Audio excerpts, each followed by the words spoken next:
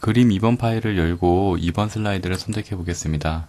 하나의 이미지를 선택을 하시고 서식 탭에 가보시면 그림 스타일 그룹이 있습니다. 이곳에 있는 목록을 여시고 커서를 가져다 대시면 선택된 이미지에 여러 가지 액자 효과들이 적용이 되는데요. 마음에 드는 내용을 선택해 줍니다. 다른 이미지들에도 이 목록에서 마음에 드는 스타일을 지정해서 적용을 해 보겠습니다.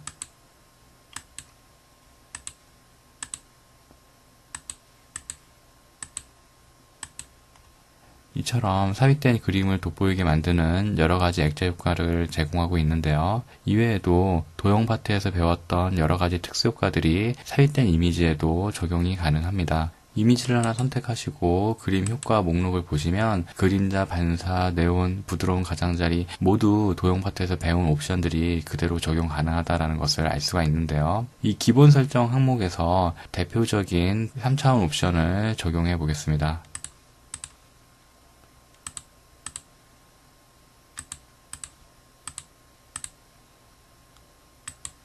물론 이곳에 적용된 효과는 이 옵션 버튼을 눌러서 나타나는 그림 서식창에서 이 옵션들을 수정을 해서 여러분들이 원하는 느낌으로 조금씩 재조정할 수가 있는데요. 예를 들어서 3차원 서식에 이 아래쪽에 보시면 조명이 있습니다. 조명 파트를 다른 형태로 설정을 해서 느낌이 다르게 표현될 수 있도록 설정할 수 있고요. 같은 조명이라 하더라도 재질을 어떤 것을 선택했냐에 따라서 느낌이 약간 달라지게 표현할 수도 있습니다. 입체에 튀어나오는 정도 역시도 이쪽에 보시면 너비와 높이가 있는데요. 높이 부분을 높여서 그 다음에 너비 부분을 또 조정을 해서 설정하는 것이 가능합니다. 이 3차원 서식 목록을 닫고 아래쪽에 있는 회전 옵션을 적용을 해서요. X축으로 Y축으로 해당 이미지를 돌리는 것도 가능하고요. 이곳에 있는 반사 목록에서 여러분이 원하는 옵션을 바로 선택하고 그 해당 옵션에 떨어져 있는 간격 위치를 조금 더 멀리 떨어지게 또는 흐리게 표현할 수 있도록 설정을 할 수 있습니다. 이 그림 레이아웃이라는 목록이 있는데요. 이 목록을 펼쳐보시면 선택된 이미지를 스마트 아트 개체의 한 요소로서 이렇게 배치를 할 수가 있습니다. 지금 이렇게 하나의 개체만 선택된 상태에서는 이 스마트 아트 그룹을 보여주더라도 하나의 개체만 배치가 된 것처럼 표기를 해주는데요. 만약에 여러 개의 이미지를 다중 선택한 상태라면 이 세 개의 이미지가 한꺼번에 선택이 된 상태죠. 이 상태에서 그림 레이아웃 목록을 설정을 해보시면 이렇게 선택된 이미지들을 기반으로 스마트 아트 개체에 해당 이미지들이 배치가 되는 것을 볼 수가 있습니다. 이 도형 서식 창을 닫고 3번 슬라이드를 선택해 보겠습니다. 여러 개의 이미지를 동시에 선택을 하시고 이 서식 탭에 보시면 이 크기 항목이 있습니다. 선택된 이미지의 높이나 너비를 일괄적으로 조정할 수 있는 것인데요. 너비 부분을 클릭을 하고 5로 입력을 하겠습니다. 엔터를 눌러보겠습니다. 5라는 너비가 될 수 있도록 선택된 이미지가 재조정이 되었는데요. 해당 이미지들을 이렇게 수직 방향으로 정렬을 해보면 이 가로 길이가 모두 동일해진 것을 확인할 수가 있습니다.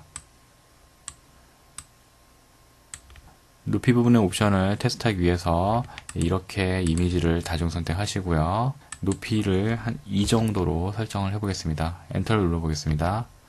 이미지의 비율을 유지한 채 높이가 2가 되는 지점까지 이미지가 축소가 되었습니다.